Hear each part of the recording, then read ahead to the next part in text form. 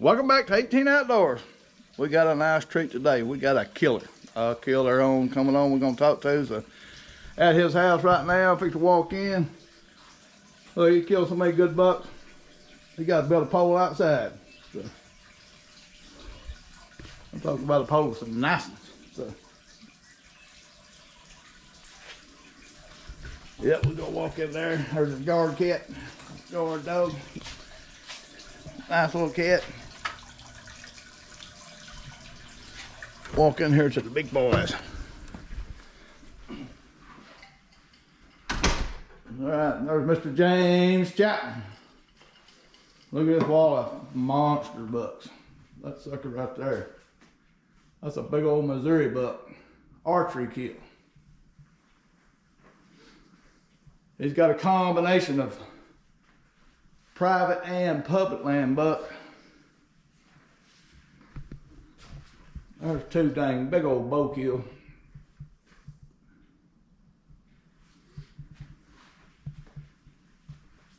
We're gonna get in here and talk to him about how he's specifically targeting mature bucks with a bow and just being very successful. If he ain't on one every year, it'd be a rarity. So he does. He's got a wall some dang goodness. So especially for those south here. What that one right there scored, Jamie? It's right close to 150. So 148 and some change, I think. So very, very good Pope and Young buck. 148 and some change. So this big old Missouri one, that thing is. What was the body weight? That thing's got about as big a form as you could get for. It was 290. 290 pounds. So, we don't grow them like that in the South that much. Needless to say, we didn't drag it out of the woods. Y'all didn't drag that out? No. Oh, boy. He's got some dang good ones. So. This is down here, I remember this was on a public land place in Alabama. He killed that thing. We found this trail and it was by they come turn around and he could watch vehicles go by. And just, but it was a dang good spot. So. Yeah. I was thinking, you done put me in a gar hole. When you can sit in your stand and see people drive by and see what's in the back of their truck, you know you're in a good spot. Yeah, well, it worked out good. We ended up killing several deer out of that spot before they chopped it off. So. I hunted that tree twice, and I killed a 10-point, a 6-point, and a doe. So I'd say it was a pretty good tree. Yeah, I think I went back and killed a couple out of it just and stuff, but. Yeah, that's a good spot. So yeah. I went down there a couple years ago. Well, I went down there last year in that general area and hunted and killed some. But this is awesome. We're gonna get set up and talk to him and get into some of what made him start targeting mature bucks with a bow now, and his strategy, because he's very successful and he's always getting on them. It seems like every year he's on a good one, and something to do with some camera work too. So we're gonna get set up and we'll talk to him and get into it and see if we can pull anything out of him that'll help anybody be more successful bow hunting. So hang on just a minute. Hopefully local. Yeah. Because her sinuses and stuff wearing her out. And they say that's one of the best things you can do is just take a little spoonful every day or something. Mm-hmm. So. Yeah, I'm hoping to get enough for those. I think it takes for 20 frames. You're supposed to get like a 5-gallon bucket full. Really? Mm-hmm. But you can take that. I filled up some of them little test bottles just to give away to people to try. Right. But that stuff, to me, you can smell and taste. It tastes just like privet hedge smells. Wow. And I try to take about a teaspoon a day or something. Yeah, take about a teaspoon a day.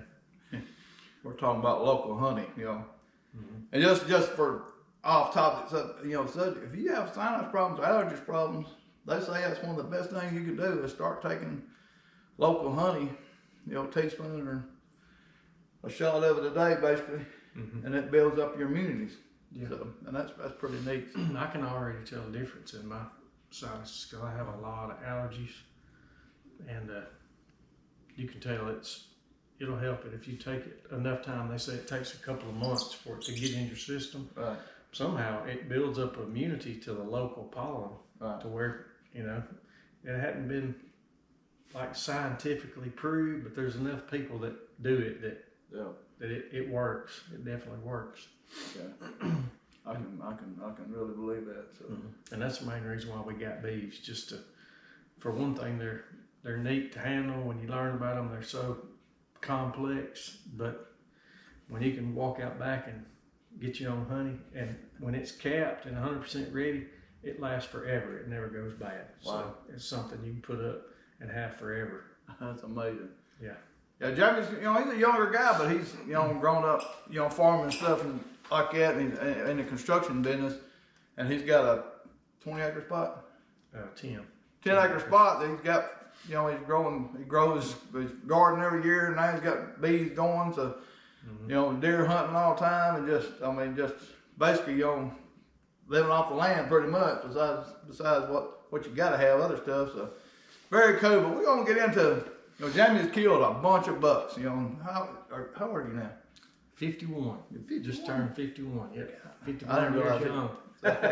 I didn't realize you could get like that. Yeah. We're all Started trying to catch up with me. We're all getting older. But anyway, he's killed some daggum nice, and he's got over here over the last 4 or 5 years, pretty much a pupping young deer nearly every year that you either got harvested, or get on them real good. So last year I messed up with my health issues. I didn't get to shoot my bow at all. So I just pretty much just got well enough to start hunting. Didn't get to do any pre-scouting that much. So not shooting my bow cost me about a 135, 140 inch deer, because it was a nice one. He's been showing me pictures of it. I didn't get to harvest him, but I should have killed him. But it was on me because I didn't shoot my bow enough. But you had the shot. He put himself in that position and took the shot, and it didn't work out. And so, but anyway, I mean, but he's still down there. But he's still there and still coming in. So hopefully, keep my fingers crossed. Next year I'll get on him, and I'm gonna be ready because I'm fixing to shoot my bow every day, and we ain't gotta worry about that no more. Right. I'm shooting mine pretty regular. So. But my dang thing, everything glasses and stuff like that, trying to deal with that on it. But I'm working, getting better at it. I got my new bow this year. But so, what made you just make the switch? You know, because you killed, you know, good deer, but now, like, you don't mess with any buck unless it's a certain age or something, because unless you let your son or daughter or wife take something every now and then. But you've got pretty strict guidelines for your wife and stuff. So because she kind of gets aggravated sometimes. So. Yeah, we got a farm that we try to take mature deer on, but I do pick out a couple of, I say coil bucks, but not necessarily coil bucks, but they don't have as good a potential as some of the other bucks. So I kind of let my wife or my son kind of shoot them if we can get them within range of them. But other than that, I'll put 2 or 3 bucks on the hit list, and we don't shoot anything else but those deer. So, but anyway, it gets boring sometimes and it's tough, but you just got to dedicate yourself to trophy hunting if that's the kind of stuff you want to do. You know, it was a lot funner shooting deer when we went out, and the first deer we seen, we shot. You know, that was some good times. But after you hunt enough years and you've killed enough deer, you kind of get away from that. Right. But anyway, trying to basically like grow a good one, or let one live long enough to be like a stud. Yeah. And you know, and then you got to play the game with him, even, you know, because you public land hunt and private land hunt, but you got a farm that you've had access to basically for the last 15 years or so. Maybe. So 10 and, 15. So you've kind of got control over that. But what have you learned? I mean, because you targeting a specific bucks now, and I know you do some other things that the bucks don't even acknowledge, kind of, that I've noticed with these pictures. And what have you learned about these bucks, and what has pushed an idea like I can take one out this way, or in this area, or this time frame? What kind of system have you worked out with that? Well, I mainly run a lot of cameras. I probably run 12 to 15 cameras on about a 300 acre farm, and I try to position them to where I can figure out, not only where I see the deer, but where the deer are coming from mainly. I always say, you can't hunt the deer where they're at. You have to hunt them where they're gonna be. So if I get pictures of a good deer, well, I know where he's at, but I move cameras strategically around that spot to where I can see where he's coming from, what time, and what, from this camera to this camera, how long it takes to get from there to there. So I know, kind of time frame. And when I can figure that out, then I'll set up a plan where I know where he's coming and what time he's coming. And if you can pattern them certain times, and don't go in there, I don't go in the hunting area until the time's right. I don't just get a picture of a big buck and just go camp out and hunt it and hunt it and hunt it. I wait till daylight pictures. And most of my scouting for next season, my pictures are from last season. I don't necessarily hunt pictures from that season. I try to you just got to be smart and try to think like a deer. Figure out why are they in the area, what are they doing in the area, and where are they coming from. Mm-hmm. And some people think, if you got a farm like that or whatever, that would be easy. But I know, like talking to you, it ain't that easy. No, it's not easy. If I get a shot at a mature deer once a year, that's what I'm after. I don't expect much more than that. It's hard. You got to be patient, and if you work the kind of hours I work, sometimes I only get to hunt one day a week. So, and that one day a week comes up, well, I got a target buck in this area. I got to have a southeast wind to hunt him, and the wind's blowing out of the northwest. Well, I can't hunt that deer. So I have to go hunt a doe somewhere, or just go. Sometimes I'll go to a hunting area that I want to kill a buck, and I think, well, I'm not really going to hunt the deer because I know I can't get in there and kill him. I'll set up back and just kind of use that time that I can go just to observe and see what I see. So a lot of my hunting is just observing the area. It's not really hunting the deer.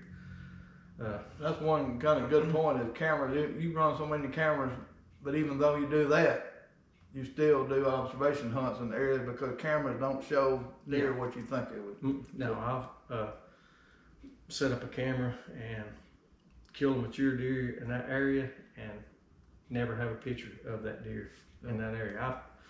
When I first started doing this, I set up a camera while I was getting this buck in this one particular area. I was like, man, this deer, he's there all the time. So I was hunting him, never seen him.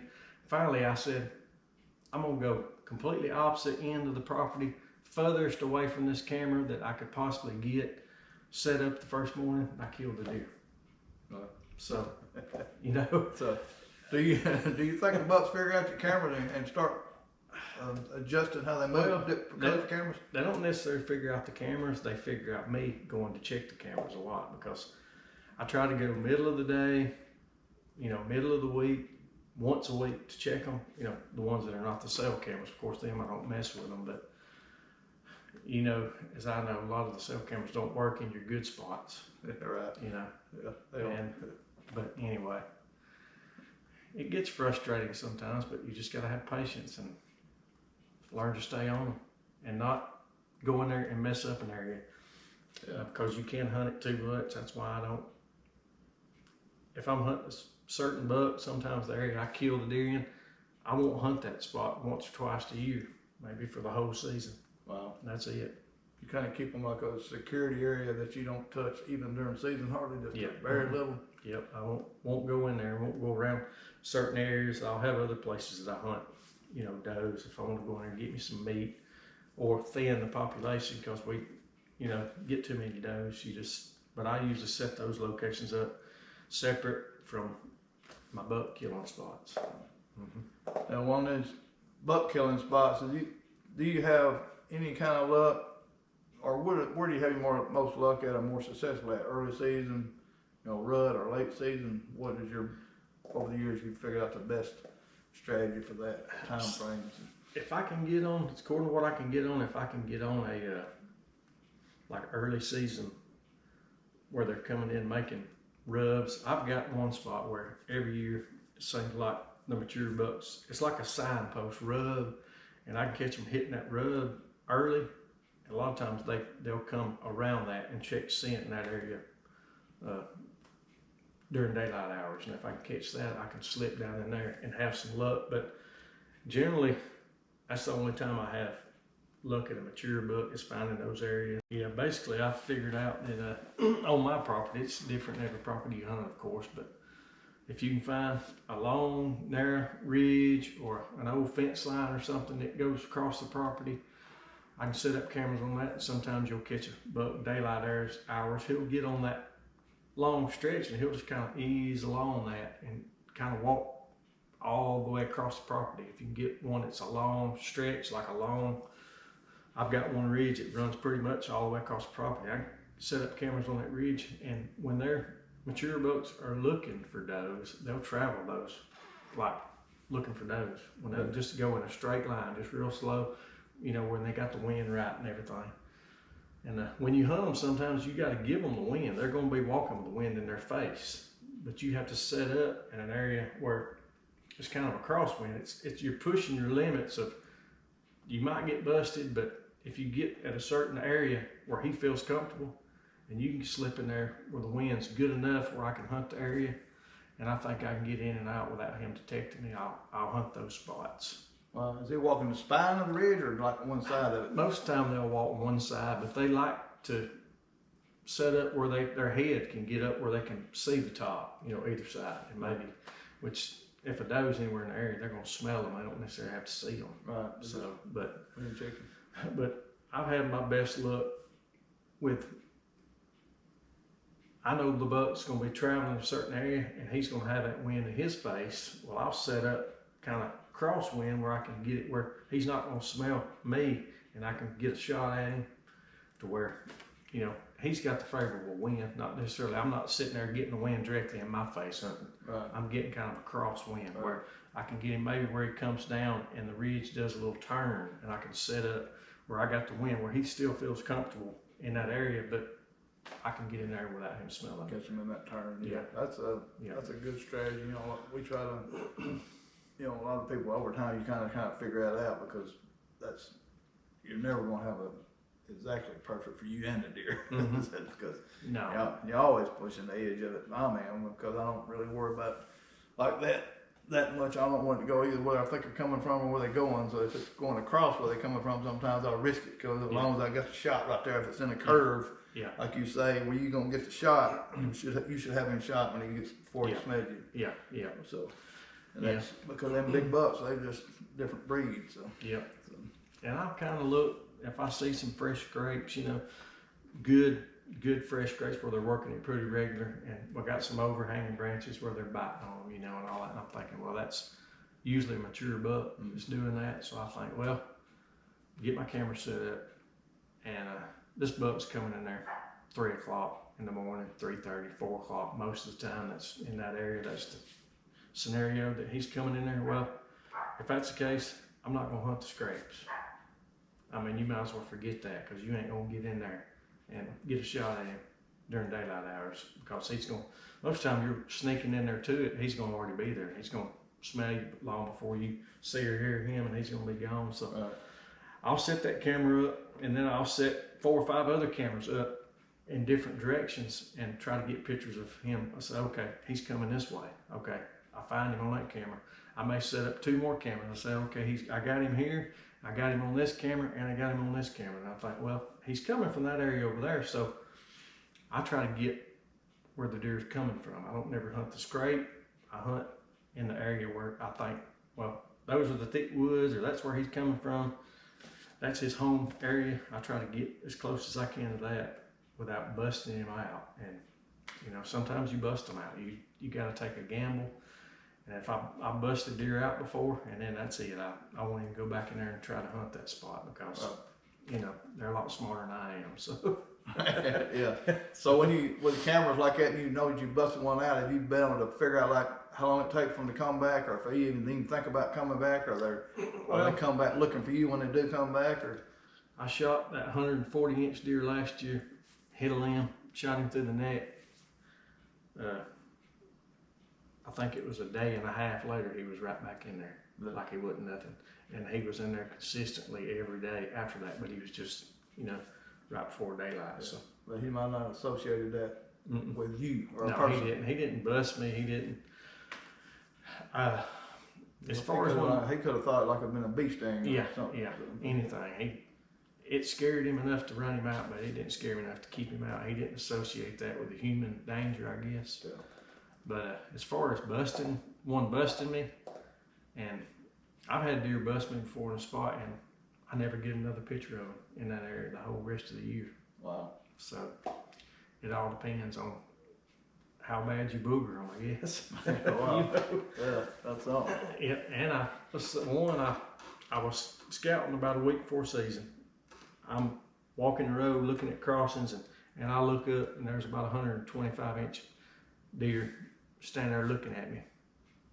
And we're eye to eye, and I'm like, well, what you gonna do? And he's like, what are you gonna do? And finally he ran. Well, second week of season, I went in there and killed that deer in the same area. Wow. Because I didn't booger him up too bad. And I mean, we're standing there looking eye to eye.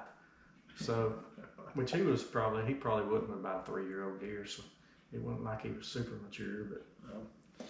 Now, so on that farm, do you ever have do you have like an established big old scrape, community scrape? Is it year round or do they change or something? There's areas that is great, but I haven't found one that was just permanent year after year after year.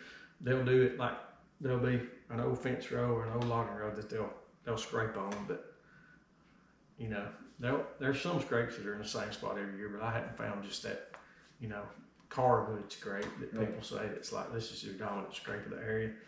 Which a lot of that stuff goes on in some of the thickets that I don't go in because I try to keep that sort of like a sanctuary.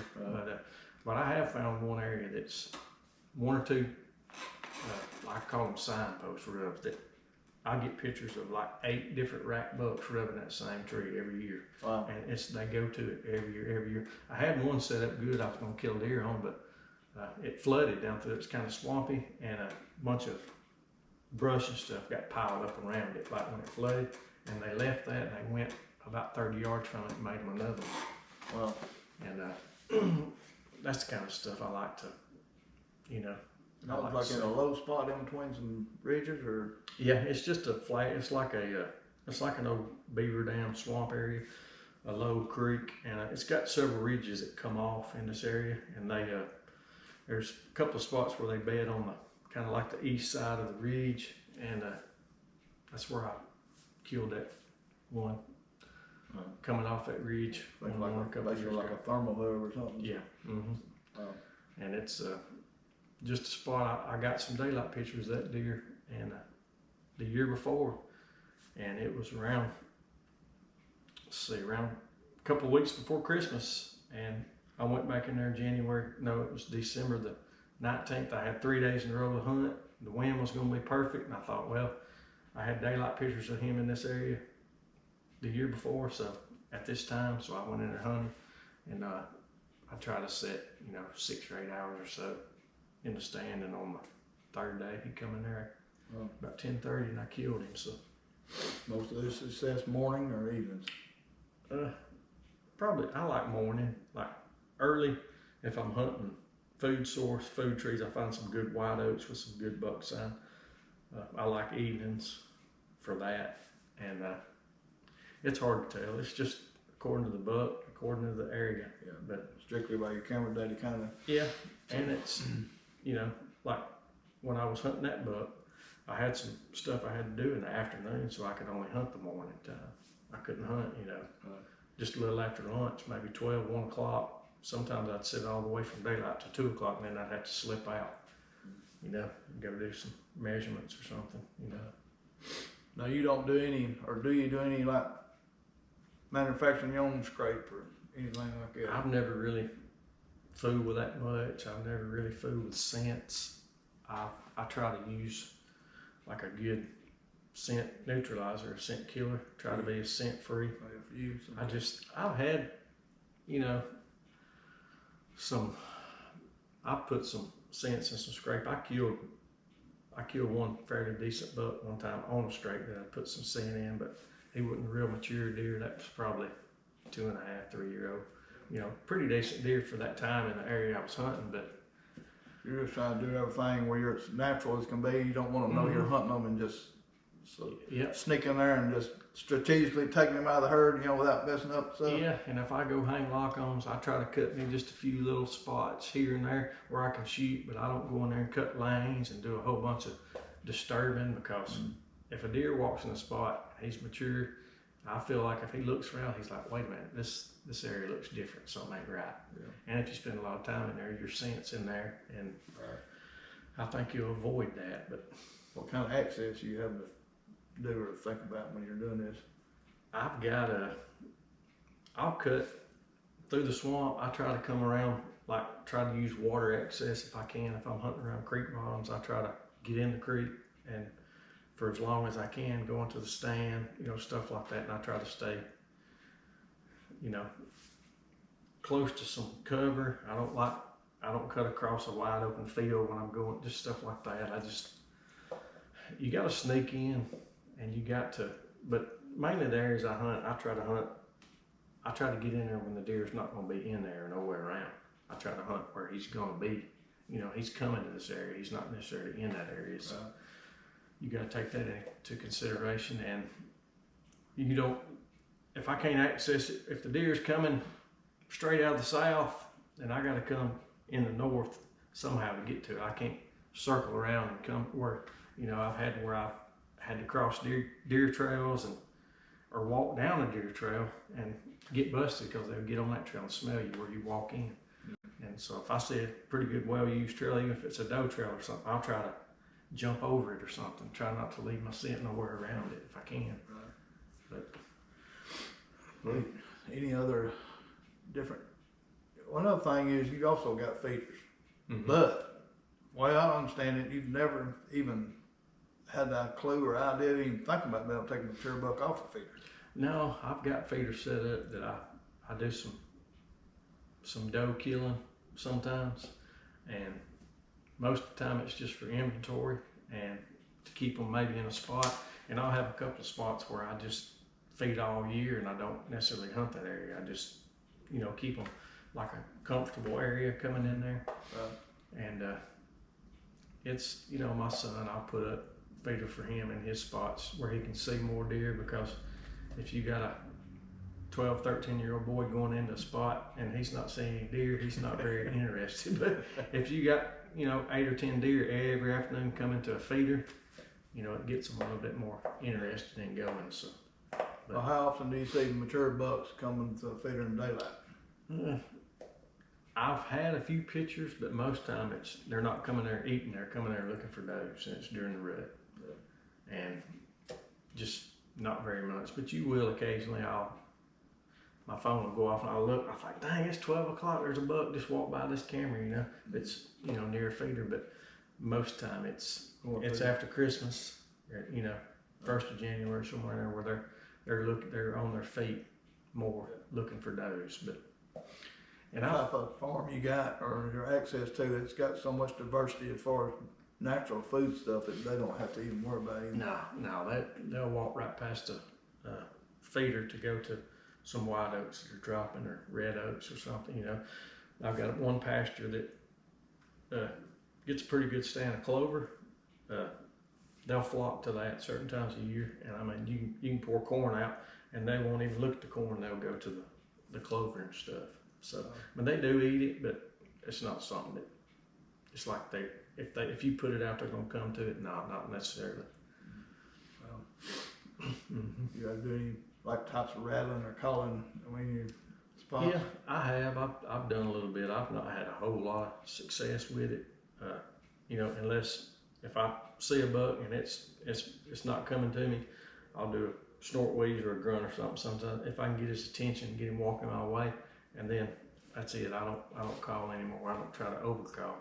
I try to just get their attention. If I can see that their ears are perked up and they're turning and they're walking my way, well, I'll put the call down and, you know, just get ready. I don't try to just push it and overly call, because you can educate a deer quicker than you can, you know, fool one. Yeah. You can educate them like, hey, that's not natural. And then if they see or smell you, and then they associate human with that call, and you pretty much just ruined your situation with that call. you might as well not try it on that deer again. Yeah. Everybody's learned that. I've done that a few times over, you know. Yeah. Try to be this Mr. Stud deer caller or whatever. Yeah. So. Yeah. You've also done a few trips when you went out, like you got that Missouri deer and stuff, and basically say on the Missouri buck, you went to a place where like they give you a farm, and a block of land that you get to hunt for a week or whatever it is. Yeah. Now how, and you kill a daggum very nice, and so how do you, when you go to a place like that, how do you figure out, did they give, or did you know about the area ahead of time when you got to do e-scouting, or you just went out there and went in a couple of days and just done some, scouting right before the hunt, or how did you pinpoint the area, or how did you break it down where you was successful like that? Because you've been killing that big old buck amazing. So. Basically, I like to use the aerial photos and stuff and OnX, stuff like that, where I can look at the lay of the land and get kind of where, like he give me a map and he'll take me and say, it goes down here to the creek and it goes all the way over there, there's a pasture, and they pretty much tell you where the land, and then they say it's yours, just, So the first couple, if I got a 5-day hunt, the first 2 days I'm gonna spend usually just scouting or observing. I'll climb up a tree and just watch an area where I can see, they've got a lot of creek bottoms with corn, soybeans on either side, or they may have some CRP. I'll set up where I can watch the CRP and just kind of see what the deer are doing. But on that particular hunt where I killed that big one, I just, I done some slipping and tried to find some bedding areas, and I actually jumped that buck up and got lucky that I didn't really spook him that bad. And I thought, well, that was a big deer. When I seen it, I thought, that's the deer I'm going after. I said, I've never seen, you could just see the fat rolls as he was running off. And I was like, I said, that's a 200-pound deer, easy. And I thought, he's mature, big old white horns. So I just kind of followed his tracks and figured out where he was going. And when I figured out where he was going, I looked at my map and I thought, well, there's a creek bottom, there's a wide open soybean, there's cornfield over here that hadn't been cut, and there's a real thick strip of privet and briars and stuff. It was nasty as everything. So I said, that's where the deer is. Well, I found a spot where coming back out of there, going back up to the bedding area where I bucked it, where I jumped him up, and the CRP, on the edge of the CRP, I could sit in the middle of this strip, 45 yards this way, 45 yards this way. And I thought, I'm gonna sit there all day because that deer's gotta be coming back. Generally if you bump a deer up, not too bad, they'll turn around and come back that evening or whatever. Well, the next morning I climbed a tree at 5:30 in the morning, and that deer come out of that spot exactly where I thought he would at 5:30 that evening. So 12 hours after I got there, he'd come back through, and killed him at about 8 yards probably. Wow. So wow. Now we were sitting here talking, about his private land and stuff, and I think I said it earlier in the video. He's in a club or 2 clubs. I'm in 2 clubs now. One in Kentucky. Oh, you go in Kentucky. Oh. But anyway, he's successful in all of these. He's so successful in that club that he has to strategic go in there and hunt because people kind of follow you because he's been there. But anyway, and he's killed some big old deer there, and he's also killed deer on public lands. He's got a variety. I mean, he ain't just a one-show pony or whatever. He does it, anywhere he goes. He's very successful and puts himself in that position to kill a mature buck, and it's got a real unique way of doing it, and been very successful. And we've been friends for crap, I don't know how long now, so probably 30 years or more. 30 years. And we've hunted together some, we've fished together some, and just hung out. But it just, we both got kind of different schedules, so it's kind of hard to get together a lot. But it's just, he's very unique in what he does and very successful, and he's a great guy. And so, but get lucky, get a lot. I always tell everybody I'd rather be lucky than good any day. Well, make your own success, and of course, you're just like everybody else. You've learned a lot by doing a lot. Well, yeah, Yep, you got to have patience, and with the hunting club part, it's completely different hunting. I got to hunt. I look at what everybody else hunts, and that's what I don't hunt. I hunt the places that the deer are going to, that these people are going in hunting this area. Well, when they go in this area, I know where the deer's headed to. So I try to get up and head them off, and I've killed a lot of deer that way. By letting other people do the hard part. I just sit there and wait on them. That's pretty good strategy. Yeah. So what might make what works best for you and outsmart what everybody else is.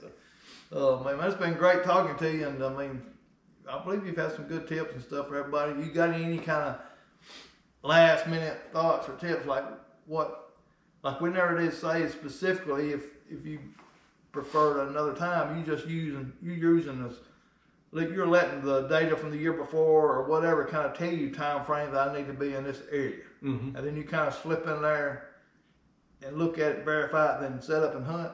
Yeah.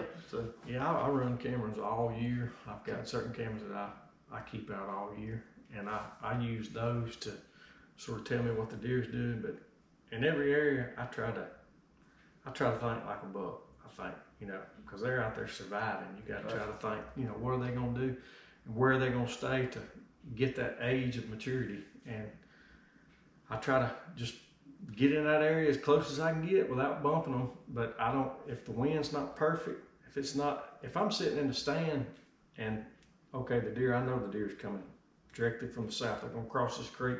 They're going to come in. I know I've got cameras that they're coming at a certain time. Well, all of a sudden I feel that wind hit the back of my neck and it's swirling and it's going down that area. I start gathering my stuff right then. I say, well, my hunt's over. I climb down and I may go set up at the edge of a pasture and just sit there and just watch till dark or something. But if I think that I'm fixing to mess that area up, I leave.